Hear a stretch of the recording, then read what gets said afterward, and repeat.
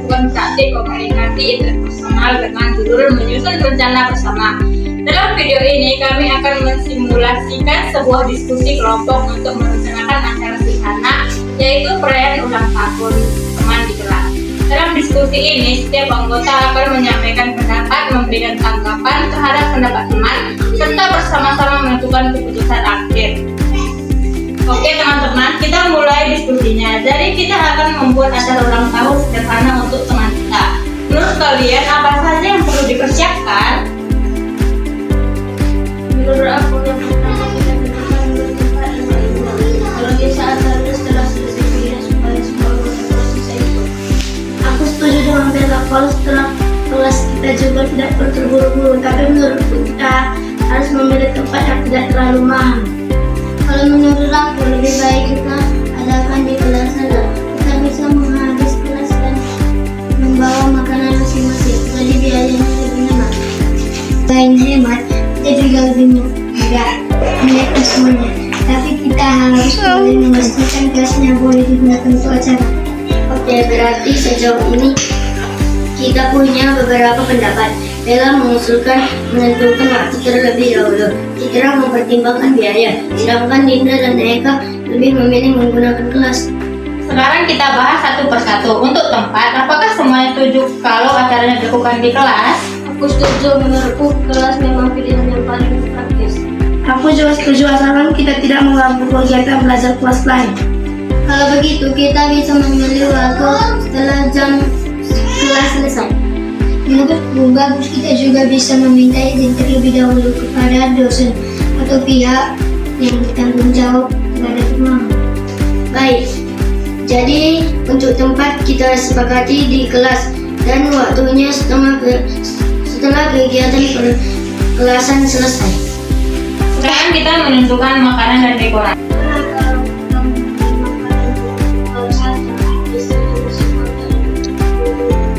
Kalau menurut aku, membeli nasi kotak akan membutuhkan biaya yang cukup besar.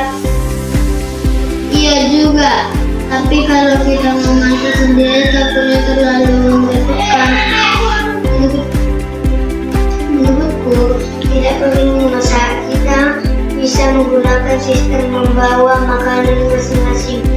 Jadi setiap orang membawa satu jenis makanan. Aku lebih setuju dengan ide Bella. Misalnya ada yang membawa makanan, ada yang membawa minuman, dan ada yang membawa cemilan. Aku setuju. Dengan begitu, pengeluaran juga lebih sedikit dan semua orang bisa berkontribusi. Baiklah, aku setuju. Berarti kita tidak perlu membeli makanan dalam lebih banyak. Bagus, ini contoh bahwa kita tidak harus selalu memiliki pendapat yang sama.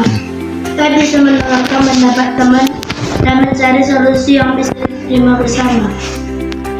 Selanjutnya untuk dekorasi ada saran? Menurut kita bisa menggunakan balon dan tulisan Happy Birthday. Aku setuju, kita juga bisa menambahkan foto-foto bersama supaya lebih menarik. Bagus, tapi jangan terlalu banyak dekorasi karena nanti kita harus membersihkannya lagi. Benar, kita membuat sederhana saja, balon tulisan bersama dan foto beberapa. Oke, berarti dekorasinya sederhana saja supaya tidak membutuhkan banyak biaya dan waktu. Supaya acaranya berjalan lancar, kita perlu membagi tugas. Ada yang mau mengusulkan pembagian tugas? Aku bisa mengurus makanan dan minuman. Kalau aku bisa membuat tulisan Happy Birthday dan menyiapkan foto-foto. Aku bisa membantu dokumentasi selama acara. Baik, kalau begitu aku akan mengatur waktu dan memastikan semua persiapan sudah selesai sebelum acara dimulai.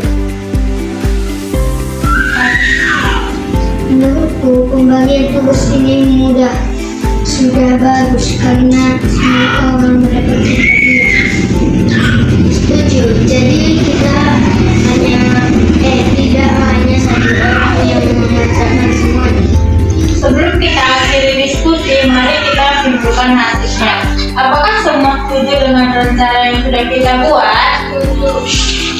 Aku setuju. Setuju. Aku juga setuju. Baik, jadi keputusan akhir kita adalah pertama, acara dilaksanakan di kelas setelah kegiatan perkelasan selesai. Kedua, makanan menggunakan sistem membawa makanan dan minuman masing-masing agar lebih hemat. Ketiga, dekorasi dibuat sederhana menggunakan balon, tulisan ulang tahun, dan foto-foto. Keempat, setiap anggota memiliki tugas masing-masing agar persiapannya lebih teratur. Menurutmu, diskusi seperti ini sangat membantu kalau setiap orang bisa memberikan pendapat. Selain itu, kita juga belajar menghargai pendapat orang lain walaupun terkadang berbeda dengan pendapat kita. Dan dengan berdiskusi bersama, keputusan yang diambil menjadi keputusan yang disepakati semua anggota. Kita juga belajar bekerja sama dan bertanggung jawab. Jadi dari praktik ini kita dapat belajar bahwa komunikasi interpersonal yang baik membutuhkan kemampuan mendengarkan, menyampaikan pendapat dengan jelas, menghargai orang lain, dan mencari kesepakatan bersama. Demikian praktik komunikasi interpersonal dari kelompok kami. Terima kasih sudah menyaksikan. Terima kasih.